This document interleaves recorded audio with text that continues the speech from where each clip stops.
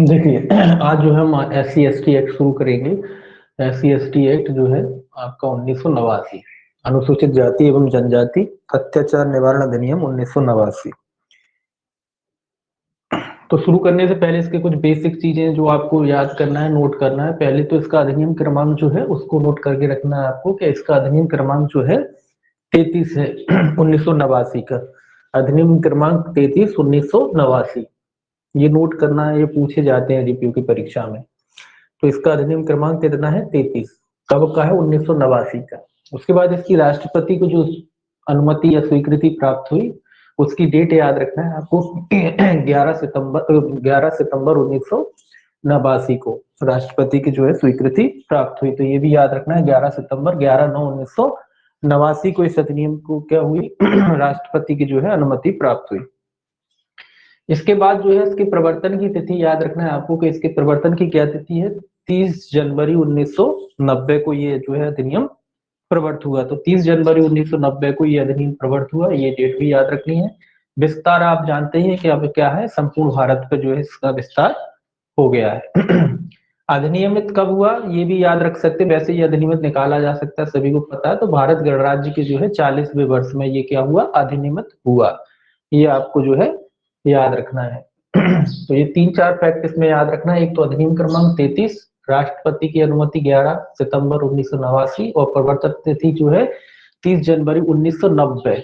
ये याद रखना है 1990 में है, ठीक। और विस्तार संपूर्ण भारत पर है और अधिनियमित कब हुआ? भारत गणराज्य के 40वें वर्ष में। इसकी धारा जो पहली है वो इसका संक्षिप्त नाम, विस्तार और प्रारंभ के बारे में बताती है। तो संक्षिप्त नाम तो आपको पता ही है, पूरा जो लिखा है अनुसूचित जाति और जनजाति अत्याचार निवारण अधिनियम 1989, ये इसका नाम है। विस्तार आपने देखा ही है कि विस्तार कब है इसका? विस्तार जो है इसका जो है संपूर्ण भारत में हो गया है। इसके बाद इसका ये कहता है कि प्रवर्तन की तिथि, ये कहता है प्रवर्तन की तिथि क्या होगी? जो केंद्र सरकार राजपत्र में अधिसूचना द्वारा अधिसूचित करे। तो प्रवर्तन की तिथि ये है जो अधिसूचना निकाल के जो है केंद्र सरकार ने की थी। तो वो तारीख कौन सी है? 30 जनवरी 1990। ये आपका सेक्शन 1 का हो गया। इसके बाद सेक्शन 2 जो है आपका परिभाषाओं से संबंधित है। इसमें अपन फिर परिभाषाएं देखेंगे। देखिए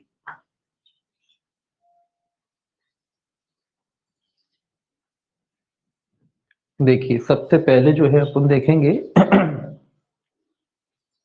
अत्याचार की परिभाषा। 2A में जो है अत्याचार की परिभाषा दे रखी है। सेक्शन 2A, सेक्शन 2A में काय की परिभाषा दे रखी है? अत्याचार।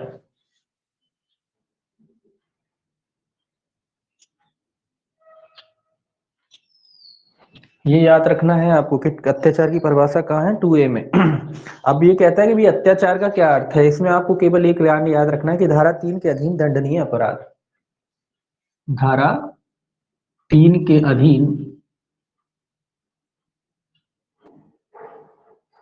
दंडनीय अपराध।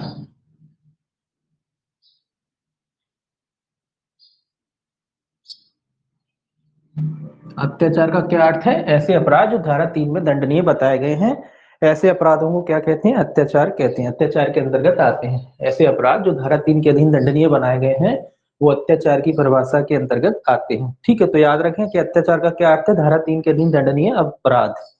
उसके बाद जो है 2B, हालांकि 2B कोई खास नहीं है, सिंपल है, फिर भी याद रखना है क्योंकि जब एक्ट ज्यादा हो जाते हैं तो भूल जाते हैं। तो 2B में जो है आपकी संहिता की परिभाषा दे रखी है। 2B में क्या है? संहिता। संहिता का क्या अर्थ है? इसमें भी केवल एक ही लाइन लिखना है आपको कि दंड प्रक्रिया संहिता 1973। संहिता का क्या अर्थ है? दंड प्रक्रिया संहिता 1973। कम पूरा लिखना चाहें कंप्लीट लिख सकते हैं, नहीं तो शॉर्ट में भी लिख सकते हैं, आप उनको याद करना है बस, है ना। तो याद रखें कि संहिता का क्या अर्थ है? दंड प्रक्रिया संहिता 1973 यानी CRPC। उसके बाद 2B की जो परिभाषा है 2BB, ये नई जुड़ी है आपकी। टू डबल बी में जो है आश्रित की परिभाषा जोड़ी गई है। आश्रित, आश्रित का क्या अर्थ है? आश्रित, तो आश्रित में आपको केवल एक लाइन में याद रखना है कि पीड़ित का पति, किसका? पीड़ित, ये सब जरूरी है। पीड़ित का पति, ठीक है। इसके अलावा पत्नी, मतलब पति पत्नी में से कोई भी। इसके अलावा उसका बालक हो सकता है, किसका? पीड़ित का। माता पिता हो सकते हैं, माता पिता, ठीक है। इसके अलावा इनके जो है भाई बहन हो सकते हैं,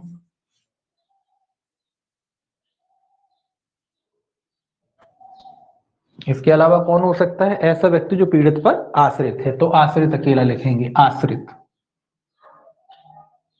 ठीक है। कौन पे? पीड़ित पे आश्रित है। तो पीड़ित में कौन कौन को शामिल किया गया है? पीड़ित में उसका जो है पति हो सकता है, पत्नी हो सकती है, बालक यानी बच्चे हो सकते हैं उनके, माता पिता हो सकते हैं, भाई बहन हो सकते हैं, ये पीड़ित के भाई बहन, उनके घर वाले, ये जो है पीड़ित की परिभाषा। ना केवल वो व्यक्ति जिसके संग अत्याचार हुआ है वो तो पीड़ित है ही, उसके अलावा ये कह रहे हैं कि भाई उनके घर वाले, जैसे कि पति हो गया, पत्नी हो गया, बच्चे हो गए उनके, माता पिता हो गए उनके, भाई बहन हो गए, और जो पीड़ित पर आश्रित लोग हैं उनके घर पर, वो भी सब जो है पीड़ित की परिभाषा में आते हैं, पीड़ित की परिभाषा में जो है शामिल है। ठीक। इसके बाद जो है two B C, section two B C, B C में जो है आपका आर्थिक बहिष्कार की जो है परिभाषा दी गई है। आर्थिक बहिष्कार,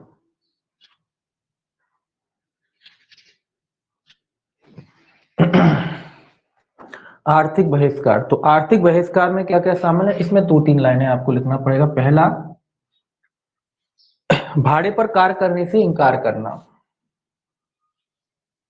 भाड़े पर कार्य करने से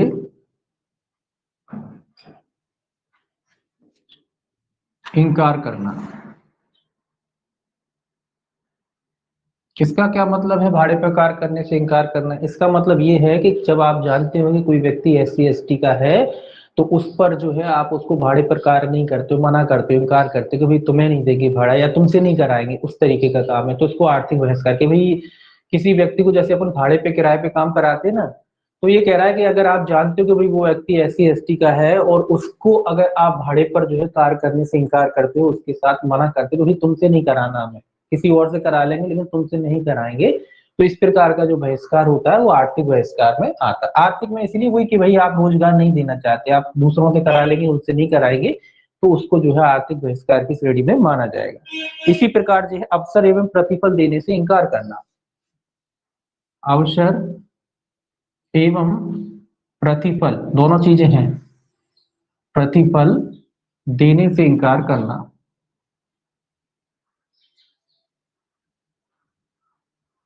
ये भी सेम वही बात है, बस ये क्या कह रहा है कि अवसर, जैसे हम जिस काम देते हैं किसी को, हमने कहा कि भाई तुम एससी एसटी को तुमको नहीं देंगे, किसी और से कराएंगे, या हमने काम करा लिया उसके बदले में पैसा नहीं दे, प्रतिफल मतलब जो भी मेहनताना बनता है वो नहीं दिया हमने, काम के बदले जो किसी को पैसा मेहनताना वगैरह देते हैं ना, तो प्रतिफल मान लीजिए, तो जो भी प्रतिफल है वो आप प्रतिफल देने से मना कर देते हैं, तो ये भी क्या है? ये भी जो है आपका आर्थिक बहिष्कार की श्रेणी में आएगा। इसके अलावा तीसरा कहता है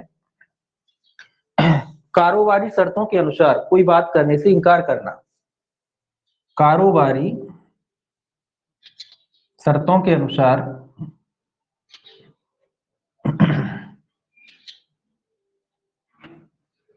कारोबारी शर्तों के अनुसार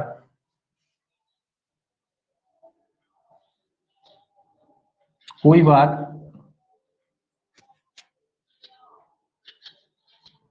करने से इंकार करना।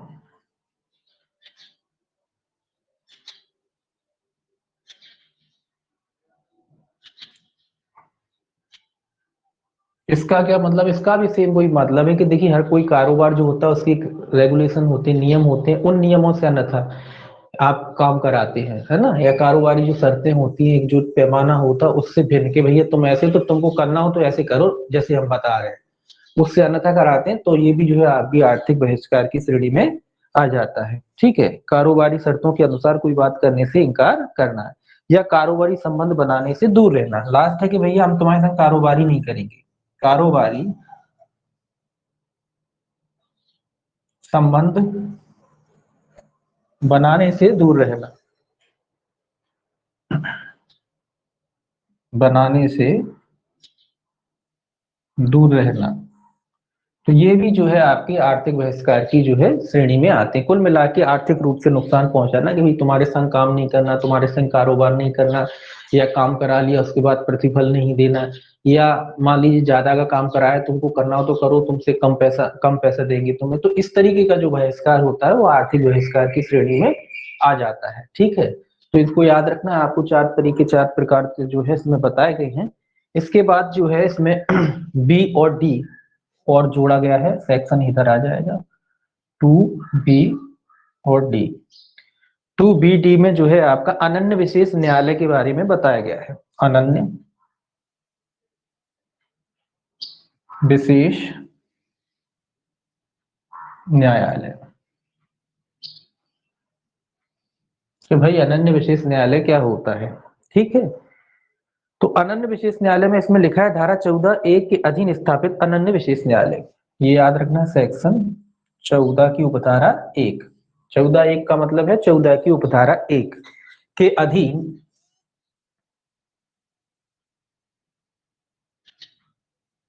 स्थापित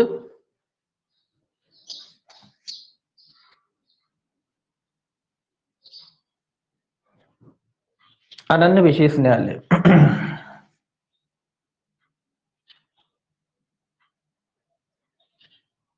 अनन्य विशेष न्यायालय,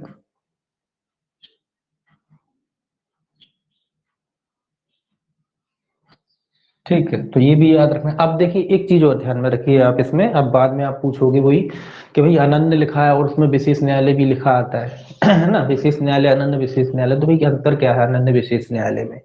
देखिए अनन्य विशेष न्यायालय का अर्थ ये है कि पर्टिकुलर एससी एसटी के लिए जो है उन्होंने अनन्य विशेष न्यायालय स्थापित की गए, मतलब ऐसे न्यायालय जो केवल और केवल एससी एसटी के जो है मुकदमे आएंगे उनका विचारण करेंगे, वो न्यायालय क्या कहलाएंगे, अनन्य विशेष न्यायालय कहलाएंगे। ये याद रखें, जो केवल और केवल किसका विचारण करेंगे, एससी एसटी एक्ट से संबंधित जो भी मामले हैं, एट्रोसिटी एक्ट जो कहते हैं, तो एट्रोसिटी एक्ट के जो मामले हैं वो आएंगे, उनका विचारण करेंगे, वो न्यायालय क्या कहलाएंगे, अनन्य विशेष न्यायालय। अब आप कहोगे तो फिर विशेष न्यायालय क्यों ले रखा है पीछे, तो विशेष न्यायालय इसीलिए दे रखा है कि आप पीछे पढ़ोगे कि कई जगह ऐसा होता है कि भाई एससी एसटी के मामले कम आते हैं, तो वहां फिर सरकार जो है सोचती है कि भाई अलग से जो है अनन्य विशेष न्यायालय क्यों स्थापित किया जाए, तो जो भी विशेष न्यायालय कोई न्यायालय होता है उसको विशेष न्यायालय के पावर दे देते हैं, तो वो न्यायालय उन मामलों में फिर विशेष न्यायालय कहलाता है, वो पर्टिकुलर ऐसे स्थानों में जहां मामले कम आते हैं, तो फिर वहां सरकार अनन्य विशेष न्यायालय स्थापित ना करके कोई भी जो न्यायालय होता है उसको विशेष न्यायालय बना सकती है। ठीक है,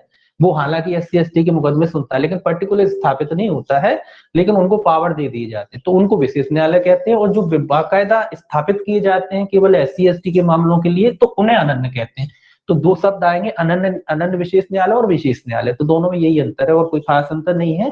जो पर्टिकुलरली स्थापित किए गए हैं केवल इसी एक्ट के लिए वो अनन्य कहलाएंगे, और कई जगह ऐसा होता है कि मुकदमों की संख्या बहुत कम होती है, आते ही नहीं है कई जगह, और कई जगह आती हैं तो इक्का दुक्का मामले आ रहे हैं, तो ऐसे में फिर अनन्य विशेष न्यायालय स्थापित करने की आवश्यकता नहीं होती, तो सरकार क्या करती है, किसी न्यायालय को विशेष न्यायालय जो है घोषित कर सकती है। वो कौन न्यायालय होगा वो अपन आगे पढ़ेंगे, है ना, तो विशेष न्यायालय घोषित कर सकती है, वो न्यायालय क्या करेगा, वो न्यायालय जो है आपका जो क्या कहते हैं एससी एसटी के मामले सुन लेगा। ठीक है, उसको पावर दे दी जाएगी एक तरीके से, ठीक है, विशेष न्यायालयों को, तो इसीलिए उसको विशेष कहते हैं और इसको अनन्य कहते हैं।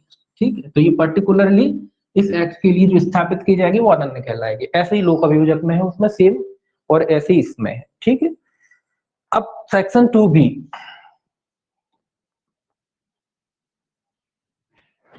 सेक्शन 2B कहता है आपका वन अधिकार, ये भी याद रखना है आपको, वन अधिकार।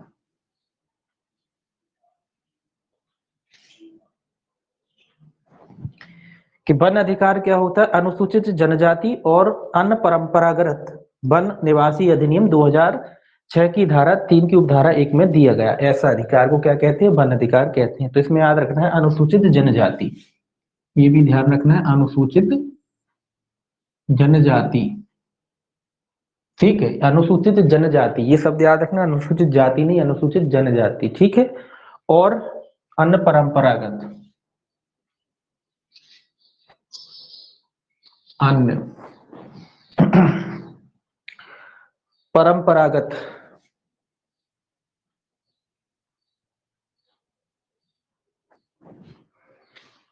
वन निवासी अधिनियम,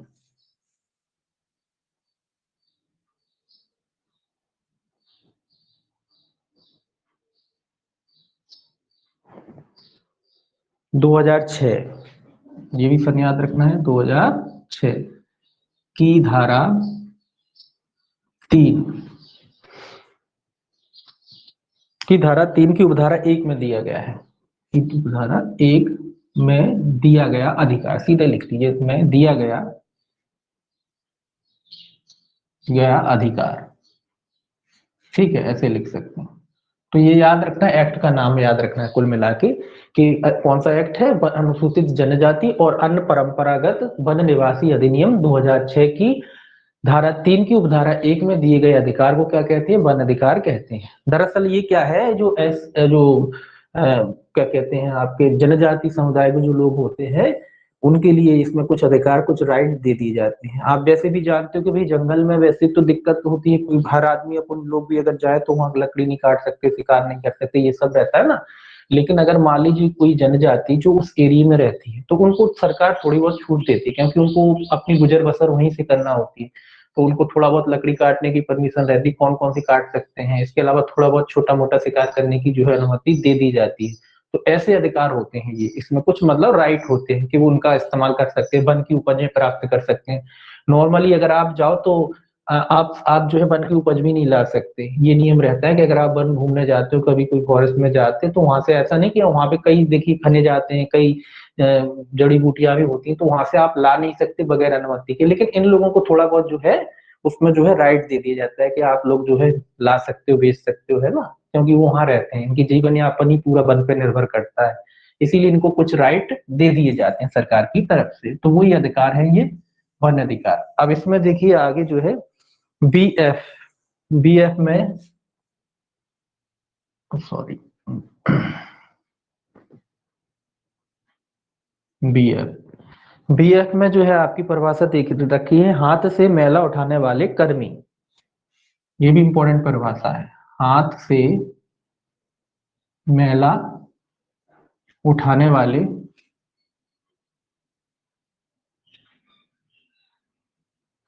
कर्मी, ये अभी नई जोड़ी गई है ये सारी परिभाषाएं। तो ये भी याद रखना, हाथ से मैला उठाने वाले कर्मी की परिभाषा कहाँ दे रखी है, बीएफ में, ठीक है। वैसे ये परिभाषा याद करना भी बहुत आसान है, अगर आप इनके क्या होता है ट्रिक है, अगर आप इस्तेमाल करोगे तो परिभाषाएं कभी नहीं भूलते। जैसे बीई, बी, अब ये बीई कैसे याद रखोगे आप, देखिए ये आप किसी पे भी अप्लाई कर सकते हो, कैसे भी।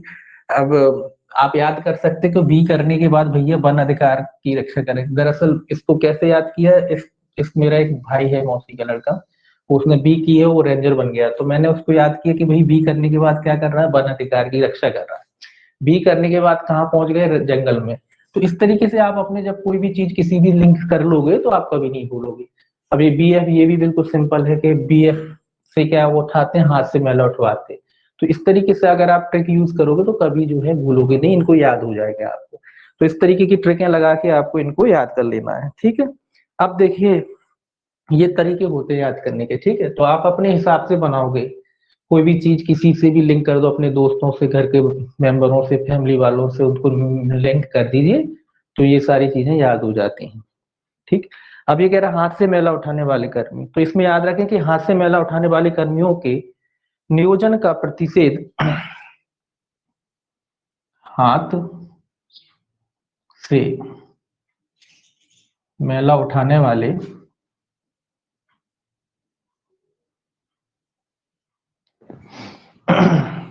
वाले कर्मियों के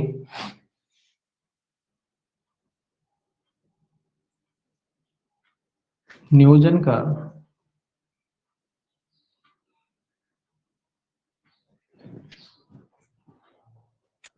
प्रतिषेध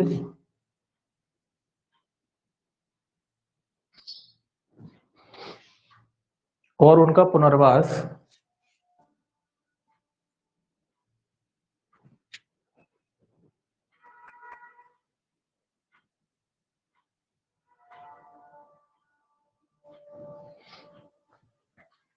अधिनियम 2013, अधिनियम 2013 की धारा 2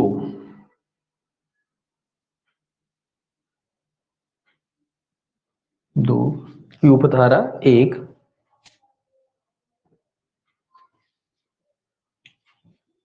का जी में दिया गया अधिकार में दिया गया। ठीक है, ये आपको याद रखना है कि भी हाथ से मैला उठाने वाले कर्मी का क्या अर्थ है। जो हाथ से मैला उठाने वाले कर्मियों के नियोजन का प्रतिषेध और उनका पुनर्वास अधिनियम 2013 की धारा 2 की 1G में दिया गया है।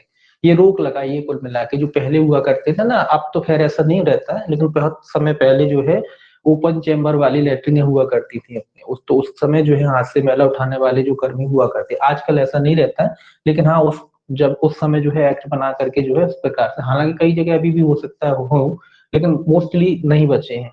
तो उस तरीके के जो अधिनियम बना करके जो क्या किया गया, उस पर जो है रोक लगाई गई थी कि भाई इस तरीके का काम गलत है। ठीक है, तो उसी के बारे में कहा गया है कि उसका क्या अर्थ है। जो हाथ से, ये एक्ट का नाम, ये एक्ट है, इसका याद रखना है नाम, हाथ से मैला उठाने वाले कर्मियों के नियोजन का प्रतिषेध और उनका पुनर्वास अधिनियम 2013 की धारा कौन सी है, 2। वो धारा 2 का भी पहला क्लॉज का जी में जो बताया गया है अर्थ रोक लगाई गई है वो। ठीक, अब उसके बाद देखेंगे सेक्शन 2 बी और जी। बीजी, बीजी का क्या अर्थ है। बीजी में लोक सेवक का अर्थ बताया गया है। ये तो सिंपल है, सभी में एक ही होता है, लोक सेवक। ये हर जगह एक ही आती है इसकी परिभाषा, तो बेसिकली पूछ नहीं सकते, ये पूछा नहीं जाएगा। लेकिन याद रखना है कि भारतीय दंड संहिता की धारा 21 में परिभाषित एवं अन्य विधि के अनुसार लोक सेवक या व्यक्ति जो उस हैसियत से केंद्र या राज्य सरकार में नियोजित है। तो इसमें 3-4 चीजें, 2-3 चीजें हैं। पहला तो भारतीय दंड संहिता की धारा 21 में परिभाषित भारतीय दंड संहिता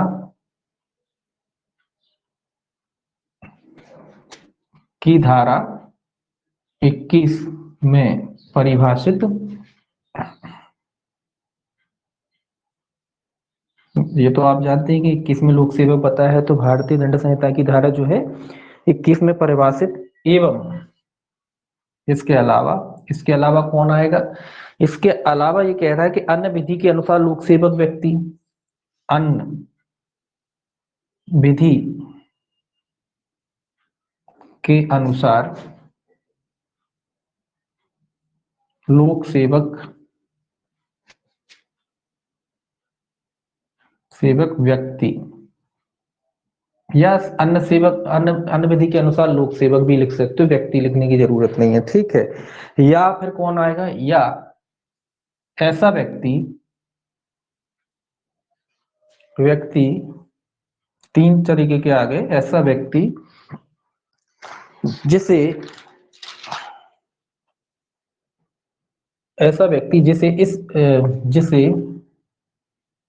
इस हैसियत से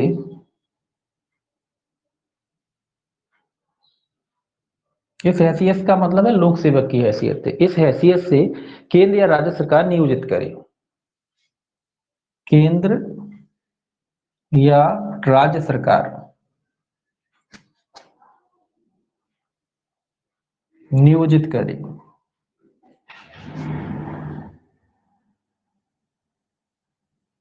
ठीक है, ये आपको याद रखना। तो ना केवल लोक सेवक 21 में परिभाषित व्यक्ति आता है, वो तो आता ही है।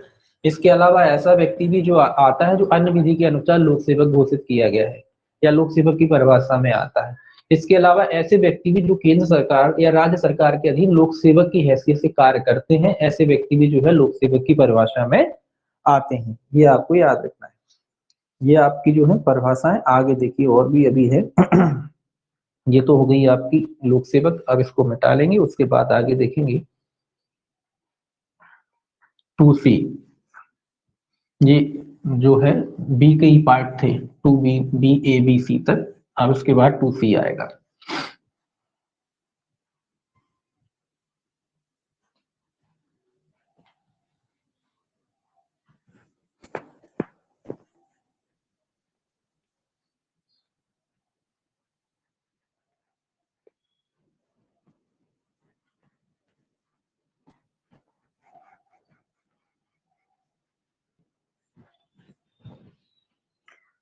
अब देखेंगे सेक्शन 2C। 2C में क्या है भाई? 2C में जो है आपका लिखा है अनुसूचित जाति एवं अनुसूचित जनजाति। अनुसूचित जाति और अनुसूचित जनजाति का अर्थ काय में दिया है 2C में। अनुसूचित जाति एवं अनुसूचित जनजाति,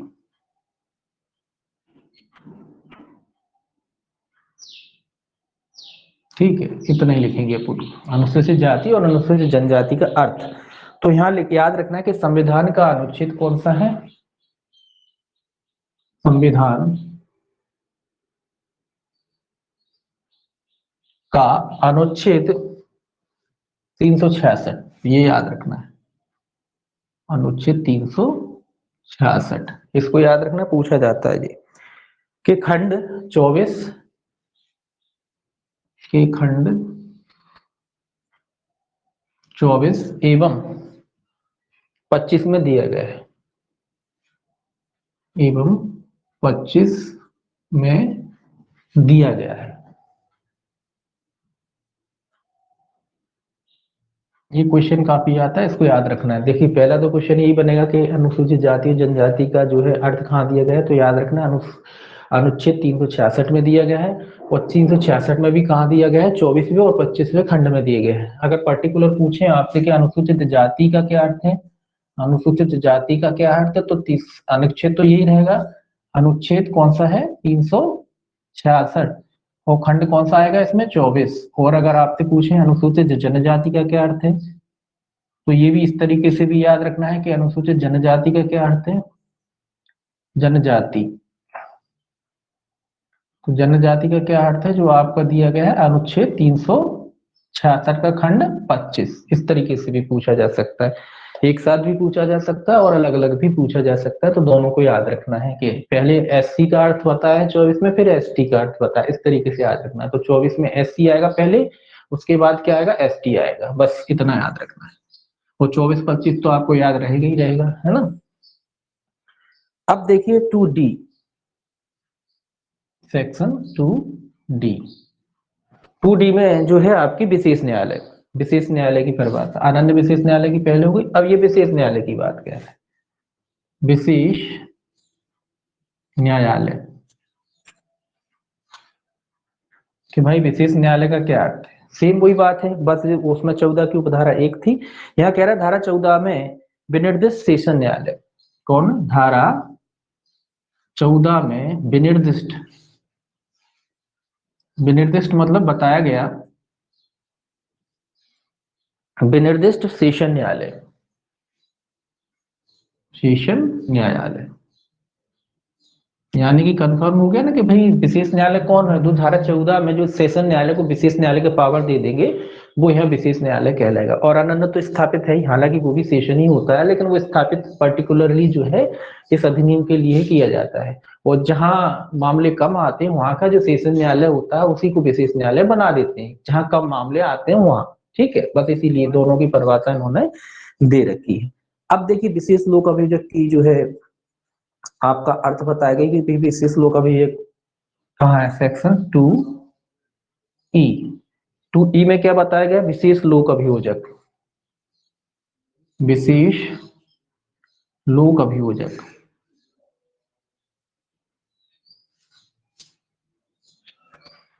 भाई विशेष न्यायालय है तो मामलों का संचालन करने के लिए लोक अभियोजक होगा, और वो भी विशेष ही होगा, है ना। तो ऐसे ही यहाँ है कि धारा 15 में विनिर्दिष्ट लोक अभियोजक या अधिवक्ता, धारा 15 में विनिर्दिष्ट,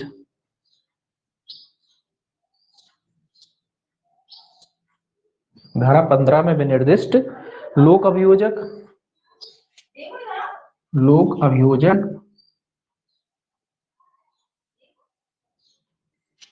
या अधिवक्ता। अब आप कहोगे अधिवक्ता क्यों आया, देखिए अभी बताएं, या अधिवक्ता। लोक अभियोजक तो समझ में आ गया होगा, अब आप कहोगे अधिवक्ता क्यों जोड़ दिया।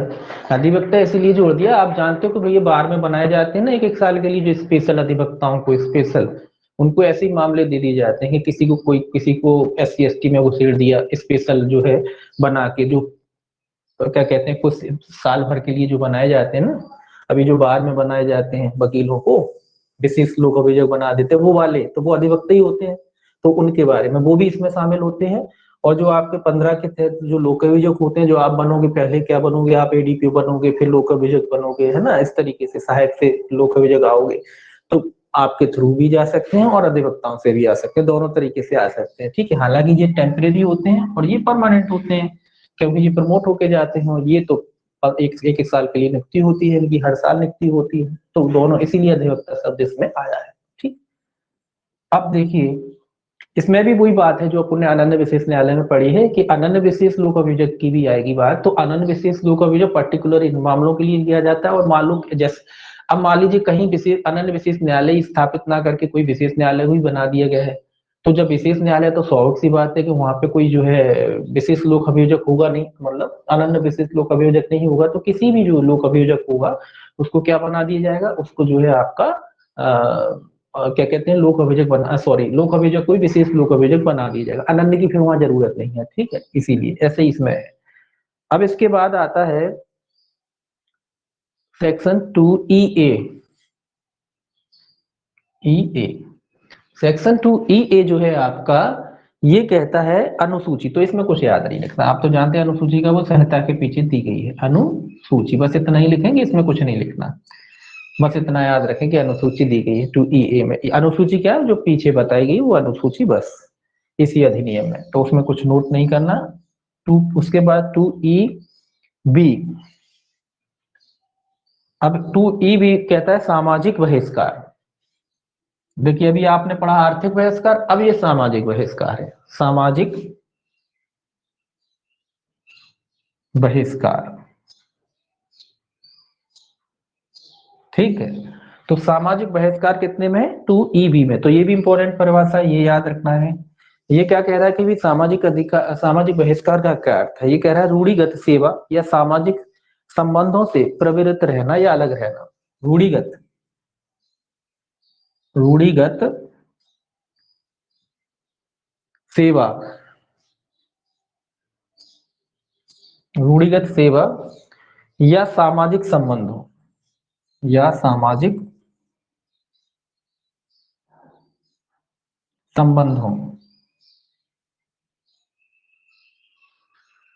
से प्रवृत्त रहना। प्रवृत्त का अर्थ होता अलग, ठीक है, अलग रहना, या अलग, सॉरी, रहना नहीं, करना, अलग करना। तो इसको कहते हैं सामाजिक बहिष्कार। मतलब क्या होता है सामाजिक, जैसे आर्थिक बहिष्कार, आर्थिक बहिष्कार अपन ने पढ़ा था, आर्थिक में क्या हुआ था, धन संबंधी बहिष्कार कर रहे थे, या सामाजिक बहिष्कार है जो रूढ़िगत सेवाएं होती हैं, जो कोई पर्टिकुलर करता है उससे नहीं कराना, उसका सेवाओं का जो है जो करता था उसका वो आपने वो नहीं करना पालन, मतलब उससे वो नहीं लेना सेवाएं। या फिर जो है कि लिखा है ना सामाजिक संबंधों, मतलब आपसे बोलचाल, आप बिल्कुल वो कहते हैं ना हुक्का पानी बंद कर देना, उस टाइप का जो है बहिष्कार कर देना, कि भाई गांव का कोई भी आदमी, शहर का कोई भी आदमी, गांव में ही होता, शहर में तो होता नहीं है, तो गांव का कोई भी आदमी बोले, आप बोले ये पर जो भी फैमिली है SC ST की, उससे बोले संबंध नहीं रखेगा, बोले ना इनसे आना जाना करेगा इनके यहाँ, ना हम आएंगे ना तुम आओगे, मतलब एक तरीके से बहिष्कार, दुकान फिक्स, सामान भी नहीं देगा तुम्हें कोई, इस तरीके के जो बहिष्कार होते हैं वो सामाजिक बहिष्कार की श्रेणी में आते हैं। ना आपको बुलाएंगे ना हम आपके यहाँ जाएंगे, तो वो बहिष्कार क्या है, सामाजिक बहिष्कार की श्रेणी में आ जाते हैं। इसके अलावा इसमें दूर रखा है 2EC, 2EC, 2EC में क्या दे रखा है, 2EC में जो है आपकी पीड़ित की परिभाषा दे रखी है, पीड़ित, पीड़ित, भाई पीड़ित का क्या अर्थ है, तो इसमें याद रखना है जो धारा 2 की उपधारा 1, जो धारा 2 की उपधारा 1 का भी कौन सा है, सी, उपधारा 1 का सी, मतलब तीसरा जो है सी नंबर का, के अधीन, के अधीन अनुसूचित जाति एवं जनजाति का सदस्य है, सीधा लिख लेते हैं, S C and S T का सदस्य है,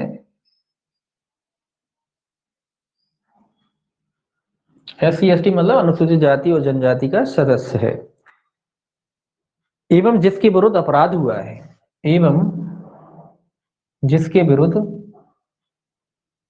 विरुद्ध अपराध हुआ है।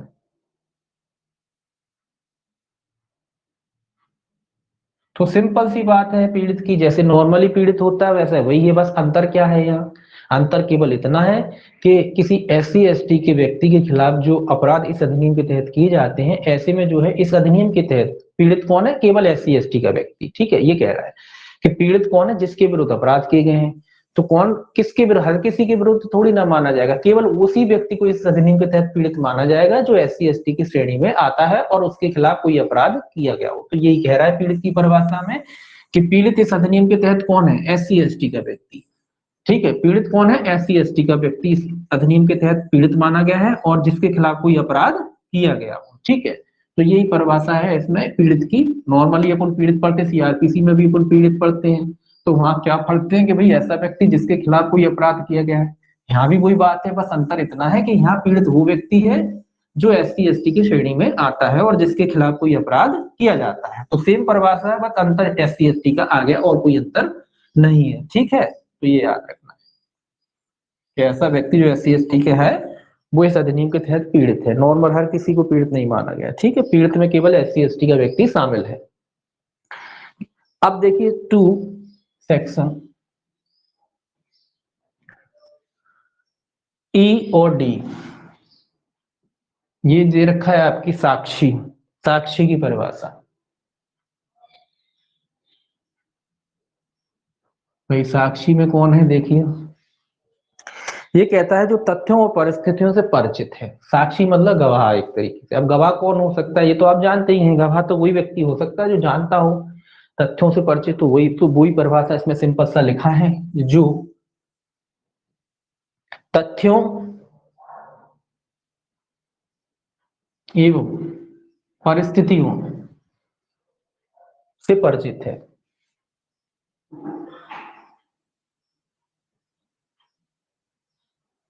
तथ्यों एवं परिस्थितियों से परिचित है,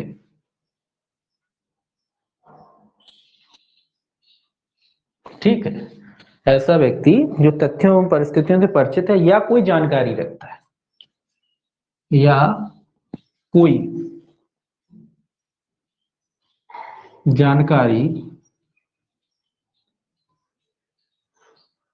रखता है, ऐसा व्यक्ति कौन है, ऐसा व्यक्ति साक्षी है, ठीक है। आगे और भी है, या आवश्यक ज्ञान रखता है, या आवश्यक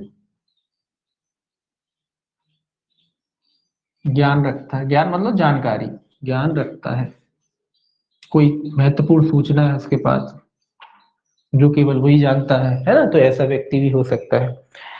और ऐसी जानकारी देने के लिए अपेक्षित है, और ये भी जरूरी है, और ऐसी जानकारी देने के लिए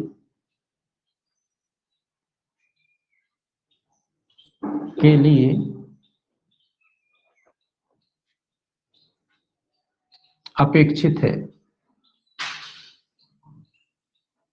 ठीक है, ऐसा व्यक्ति, ठीक। तो कुल मिला के साक्षी, नॉर्मल जो साक्षी होता है उसी की बात कह रहा है कि भाई साक्षी होता कौन है। साक्षी देखिए, अगर हम साक्षी हैं तो हम कब साक्ष्य देंगे, जब हम तभी देंगे ना जब हम घटना के बारे में जानते हो, कोई परिस्थिति, जो भी घटना वगैरह होती है, जो भी तथ्य परिस्थितियां होती हैं, जिन तथ्यों परिस्थिति में जो घटना हुई है जिसके बारे में हम गवाही देना चाहते हैं, तो उससे हमें जानकारी होगी तभी तो हम गवाह बनेंगे। तो वही कह रहा है कि गवाह कौन है या साक्षी कौन है, जो तथ्यों और परिस्थितियों से परिचित होता है, ऐसा व्यक्ति कौन कहलाता है? ऐसा व्यक्ति जो है साक्षी कहलाता है। या कोई जानकारी रखता है या कोई आवश्यक ज्ञान उसके पास है जो वो देना चाहता है, तो ऐसा व्यक्ति कौन कहलाता है? ऐसा व्यक्ति साक्षी कहलाता है। देना चाहता है जानकारी या अपेक्षित या उससे पूछी जाती है या वो देना चाहता है ना, या कह लीजिए दोनों बातें आती हैं। एक तो उसको गवाह बना लिया जाता है और एक होता है जो गवाही देना चाहता है, तो दोनों अपनी तरफ से देना चाहता है, अपेक्षित होता है या जिससे पूछा जाता है, तो ऐसा व्यक्ति साक्षी कहलाता है। ठीक है, ऐसा नहीं कि आप देना तो आप साक्षी नहीं बनना चाहते तो जबरन थोड़ी ना, जब आप देना चाहोगे तभी तो साक्षी बनोगे, और देने के साथ साथ आपको जानकारी भी होना चाहिए घटना की, परिस्थितियों की, है ना, तब आप क्या कहलाओगे? तब आप साक्षी कहलाओगे, अन्यथा नहीं। ठीक है, अब सेक्शन जो है 2 हो गया था, उसके बाद 2F है, सीधा सीधा 2F। 2F में जो है आपका लिखा है कि भाई जो शब्द परिभाषित नहीं है उनका क्या अर्थ लगाया जाएगा। मतलब इस संहिता में ऐसे कई बार होता है कि संहिता में कुछ शब्द आ जाते हैं जो संहिता में जो है परिभाषित नहीं होते हैं, और इस्तेमाल किया जाता है लेकिन परिभाषित नहीं होते, तो उनका अर्थ कैसे लगाया जाएगा? तो याद रखें,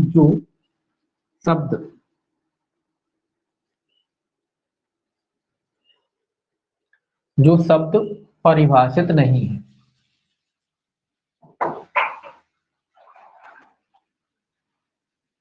ऐसे कई शब्द हैं जो संहिता में आए तो हैं लेकिन परिभाषित नहीं किए गए, तो उनका अर्थ कहाँ से लगाएंगे? तो ये भी इंपॉर्टेंट है, इसको याद रखें। कहाँ कहाँ से, किन किन विधियों से अर्थ लगाए जा सकते हैं? भारतीय दंड संहिता के अनुसार अर्थ लगाया जा सकता है। अगर भारतीय दंड संहिता में, भारतीय दंड संहिता, अगर वो शब्द भारतीय दंड संहिता में परिभाषित है तो उसका अर्थ भारतीय दंड संहिता के अनुसार लगाया जा सकता है। अगर मान लीजिए दंड संहिता में भी नहीं परिभाषित है, अगर भारतीय साक्ष्य अधिनियम में परिभाषित है तो भारतीय साक्ष्य अधिनियम के हिसाब से अर्थ लगाया जा सकता है, भारतीय साक्ष्य अधिनियम। कई बार ऐसा होता है ना कि भाई आईपीसी में भी नहीं लेकिन एविडेंस में है, तो फिर एविडेंस के हिसाब से अर्थ लगा लेंगे। या मान लीजिए एविडेंस में दोनों में नहीं है, सीआरपीसी में, तो सीआरपीसी के हिसाब से लगा लेंगे। तो दंड प्रक्रिया संहिता में, दंड प्रक्रिया संहिता में जो अर्थ है लगाया जा सकता है। तो कुल मिला के बाकी आगे कुछ लिखने की जरूरत नहीं है। तो ये याद रखना है कि तीनों विधियां आ जाती है इसमें, है ना। नॉर्मली अपन ने देखा होगा एक आता है, लेकिन इसमें तीनों आ जाती हैं। आईपीसी के अनुसार भी अर्थ लगाया जा सकता है अगर आईपीसी में उसका अर्थ दिया हो, अगर आईपीसी में नहीं दिया, एविडेंस में दिया, तो एविडेंस के अनुसार भी अर्थ लगाया जा सकता है। अगर दोनों में नहीं दिया, सीआरपीसी में दिया है, तो सीआरपीसी के अनुसार भी उसका अर्थ लगाया जा सकता है। कहने का मतलब ये है कि इन तीनों संहिता में से कहीं भी अर्थ दिया हो उसका, उसके अनुसार उसका अर्थ लगाया जा सकता है। ठीक है, तो ये याद रखना कि तीनों संहिताएं आती हैं अर्थ लगाने के लिए, इस अधिनियम में प्रयोग की जाती हैं। आईपीसी भी प्रयोग की जाती है, सीआरपीसी भी प्रयोग की जाती है, और एविडेंस भी इस अधिनियम में जो है अर्थ, ऐसे शब्द जिनका जो है अर्थ नहीं दिए गया है उनका अर्थ लगाने में प्रयोग की जा सकती है। तो तीनों एक्ट इसमें जो है प्रयोग किए जा सकते हैं। ठीक है, ये याद रखना है। अब इसके बाद जो है सेक्शन इसका दो दो जो है, ये तो उस अर्थ के बाद हो गया। इसी में सेक्शन जो है, धारा जो 2 है उसका ही सब क्लॉज 2 है। उसका सब क्लोज 2 कहता है निर्देशों का अर्थ, निर्देश, निर्देश का जो परिभाषाओं के बाद जो दूसरा क्लॉज दिया उसके बारे में बात कर रहे हैं। निर्देश का अर्थ, कि भाई निर्देश का क्या अर्थ है, तो उस निर्देश का अर्थ है उस स्थान की प्रवर्त विधि। बस इसे याद रखें, निर्देश का अर्थ है उस स्थान की प्रवर्त विधि, जो भी वहां चालू है विधि, वो लागू विधि, प्रवर्त विधि। निर्देश का अर्थ लगाया जाएगा उस स्थान की प्रवर्तन जो विधि है वो। ठीक है, ये तो जो है आपके जो है डेफिनेशंस का क्लॉज हो गया। इसके बाद जो धारा 3 है, अत्याचार के लिए दंड, ये देखेंगे, थोड़ा देखेंगे अभी, क्यों कल, बाकी कल देखेंगे इसको। तीसरा जो है, तीसरे में भी काफी है इसमें। तीसरा सेक्शन अगर आपने इसका, देखिए इस एक्ट की जान है तीसरा सेक्शन, सेक्शन 3 और 2 की बात थोड़ा बहुत परिभाषा मान लो, बाकी 3 सेक्शन इस अधिनियम की पूरी जान है। जिसने 3 सेक्शन अच्छे से कर लिया उसका SC ST एक्ट कभी गलत नहीं होगा, क्योंकि पूरा की पूरा जो है समाहित है सेक्शन 3 में ही। तो सेक्शन 3 ही इसका है जो है, बाकी एक्ट भी, बाकी धाराएं भी हैं, लेकिन सेक्शन 3 सबसे ज्यादा इंपॉर्टेंट है। सारी चीजें, पूरी चीजें सेक्शन 3 से ही होती हैं। तो सेक्शन 3 अगर आपने याद कर, हालांकि अब पढ़ा हो गया, पहले क्या था, पहले मुश्किल से 15 उसमें क्लॉज थे और वो भी 1 2 3 करके थे, जब एक्ट संशोधन नहीं हुआ था तब 15 वो थे, 7 वो थे, लेकिन अब XYZ करके उन्होंने काफी ज्यादा कर दिए, पूरे 26 से भी ज्यादा कर दिए, है ना। अब देखिए सेक्शन 3 कहता है अध्याय 2 जो है अत्याचार के अपराध, ठीक है। अध्याय 2 है क्या से संबंधित है, अत्याचार के अपराध से। अध्याय 2 में जो है धारा 3, सेक्शन 3, सेक्शन 3 काय से संबंधित है, सेक्शन 3 कहता है अत्याचार के अपराधों के लिए दंड। अत्याचार अत्याचार के अपराधों के लिए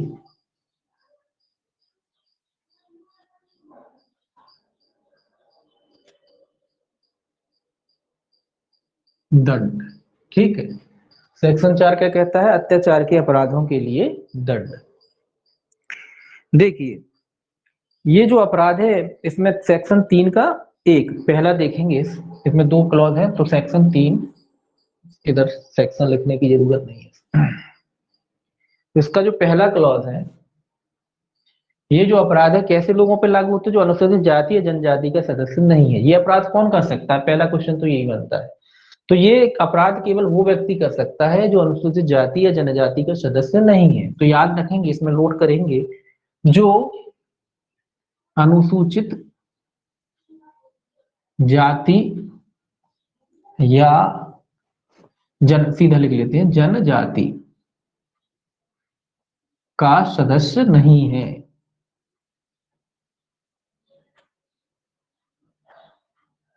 नहीं है तो ये बहुत गंभीर तरीके से पढ़ना होता है। एक बार क्वेश्चन आया था कि एक एससी का व्यक्ति फलानी कोई एसटी की महिला उसके संग गलत हरकत करता है, तो उसने इस अधिनियम की कौन सी धारा के तहत कौन सा अपराध किया, है ना। उसमें 3 4 ऑप्शन दे दिए, एक में लिख दिया कोई नहीं, तो लोगों ने लगा दिया कि वो अपराध कहाँ से करेगा, एससी एसटी। वो भले ही दूसरा अपराध बनेगा, आईपीसी में बनेगा, वो बात अलग है, लेकिन वो ये क्या पूछ रहा है कि भाई कौन सा इस अधिनियम के तहत कौन सा अपराध किया। तो इस अधिनियम के तहत तो कोई अपराध नहीं किया, क्योंकि एक एससी वाला एक एसटी के खिलाफ अपराध करे, या एक एसटी वाला एससी के खिलाफ करे, या आपस में एससी एसटी वाले आपस में लड़े, या एसटी एसटी वाले आपस में लड़े, तो इस अधिनियम का अपराध तो नहीं बनेगा उनके खिलाफ। हो सकता है आईपीसी के अपराध बन जाए या अन्य कोई विधि का अपराध बन जाए, वो अलग बात है, लेकिन एससी एसटी एक्ट नहीं लगेगा, ठीक है। तो इस तरीके के क्वेश्चन पूछ लिए जाते हैं, तो ध्यान में रखना है इस चीज को, है ना। इस तरीके का आ भी चुका है एक बार, तो याद रखना है। तो जो अनुसूचित जाति या जनजाति के सदस्य नहीं है केवल उन पर ही लागू होंगे ये धारा, ठीक है।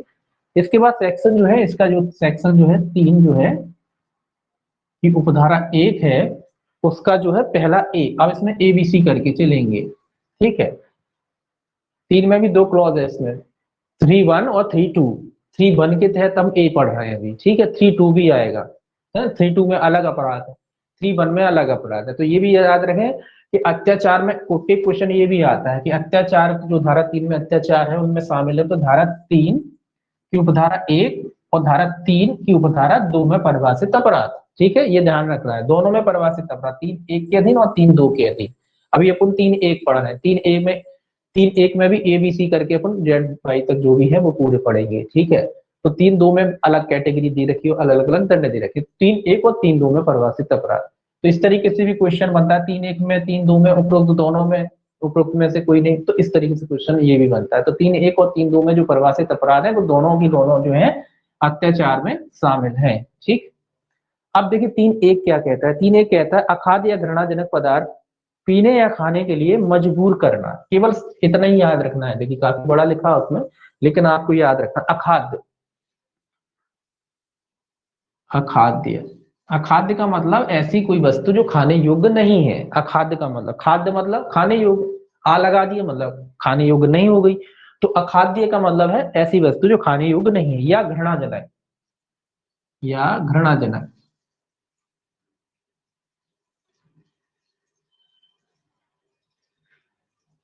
घृणाजनक तो आप जानते हैं, जिससे जिससे लोगों को देख के घृणा हो, पदार्थ।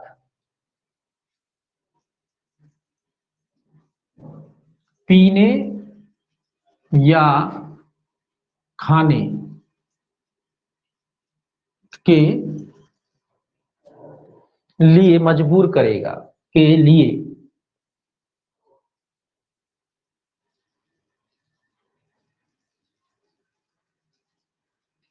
ठीक है, तो कुल मिला के 3(1)A में क्या है, अखाद्य वस्तुएं हैं, घृणाजनक पदार्थ हैं, उनको पीने या खाने के लिए जबरन मजबूर किया जाता है किसी व्यक्ति को। जो आपने पहले सुना भी होगा, इस तरीके की घटनाएं हुआ करती थी कि किसी को मल खवा दिया, किसी को पेशाब पिला दिया, इस तरीके, इसीलिए इसको जो है जोड़ा गया है ना, उसी प्रकार के पदार्थ होते हैं। तो उस तरीके के पदार्थ अगर करता है तो वो धारा 3 के अधीन अपराध करता है, धारा 3 का ए में। उसके बाद धारा 3(1)B है।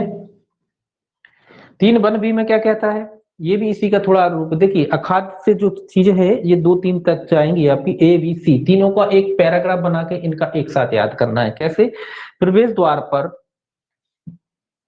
दूसरा क्या कहता है, प्रवेश द्वार पर, मतलब आपका घर है उसके सामने, तो प्रवेश द्वार पर मल मूत्र,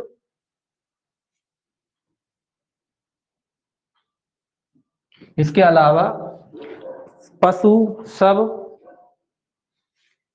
पशु मतलब मृत पशु, पशु शव,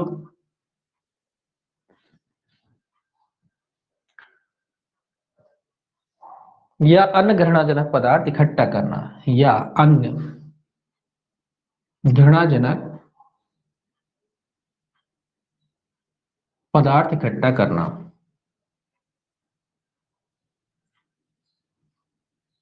एक मिनट, इकट्ठा करना या फेंकना लिख लीजिए, कोई दिक्कत नहीं है। ठीक है, तो पहला अखाद्य करता है, दूसरा क्या करता है, घर के सामने ही जो है कूड़ा करकट मल मूत्र और ये है मृत पशु वगैरह जो है डाल देता है, तो वो 2B के तहत अपराध होता था, मतलब 3(1)B के तहत अपराध होता था। एक और लिखिए इसमें अभी, सी, सी क्या कहता है, सी कहता है क्षति अपमानित या क्षुब्ध करने के आशय से, क्या क्या करने के आशय से ये भी याद रखना है, क्षति, ये इंपॉर्टेंट शब्द है, क्षति अपमानित, अपमानित या क्षुब्ध,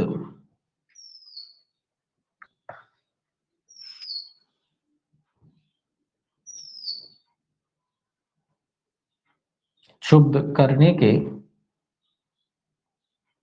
आशय से, मतलब जानबूझकर, कुल मिला के आशय से क्या करता है, पड़ोस में, सेम वही बात है, बस पड़ोस में हो गया, पहले घर पे था अब पड़ोस में हो गया, पड़ोस में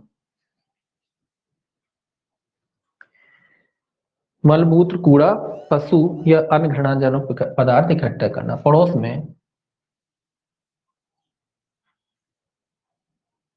सब, ये सेम वही बातें हैं, बस ये पड़ोस में हो रहा है, या अन्य घृणाजनक पदार्थ इकट्ठा करना।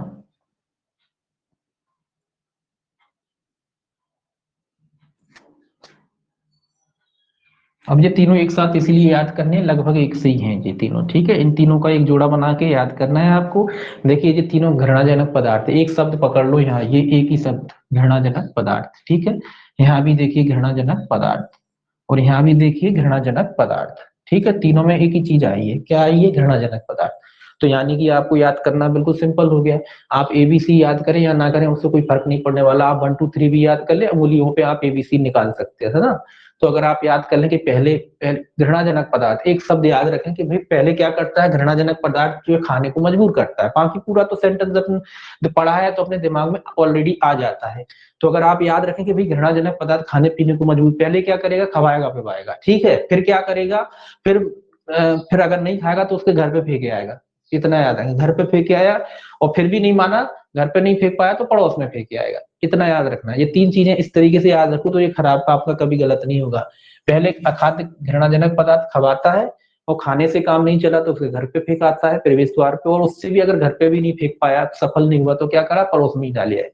तो क्या, तीनों में घृणाजनक क्या डाले है, घृणाजनक पदार्थ। तो इस तरीके से आपका याद हो जाएगा कि ए में खवाना है, बी में क्या करना है, उसके प्रवेश द्वार पर डालना, और सी में क्या करता है, सी में उसके पड़ोस में डाल देता है। तो तीनों में एक ही शब्द आ रहा है, घृणाजनक पदार्थ, हालांकि वो सेंटेंस अलग है, अपन जब पढ़ते हैं तो याद आ जाता है कि इसमें क्या है, ठीक है। तो इस तरीके से आपके ये पूरा पूरा याद हो जाएगा कि ए में क्या है, बी में क्या है, सी में क्या है, ये कभी नहीं भूलोगे इस तरीके से आप, ठीक है। एक शब्द याद रखना है, घृणाजनक पदार्थ, यानी कि ABC तीनों कैसे संबंधित है, घृणाजनक पदार्थ से, बस अलग अलग तरीके के हैं।